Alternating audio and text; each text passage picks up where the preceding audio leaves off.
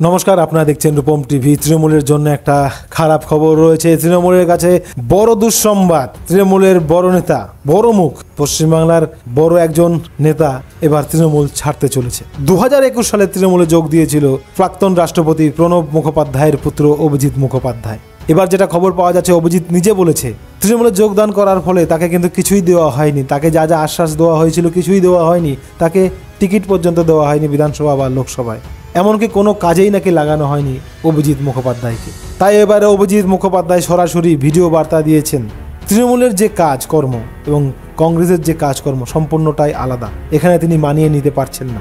অভিজিৎ মুখোপাধ্যায় আরও বলেছেন, বিগত লোকসভায় কোনো কাজেই তাকে লাগানো হয়নি। তো রাজনীতি করতে এসে তৃণমূলে ঢুকে তিনি বড় ভুল করেছেন। তাই কংগ্রেস হাইকমান্ডের কাছে তিনি চিঠি লিখেছেন। যদি সেখান থেকে সঠিক পদক্ষেপ হয়, যদি ডাক আসে, তাহলে অবশ্যই তিনি কংগ্রেসেই ফিরে যেতে চান। তো প্রাক্তন রাষ্ট্রপতি প্রণব মুখোপাধ্যায়ের পুত্র অভিজিৎ মুখোপাধ্যায় এবার তৃণমূল ছাড়তে চলেছেন, কংগ্রেসে আবার জয়েন করতে চলেছেন।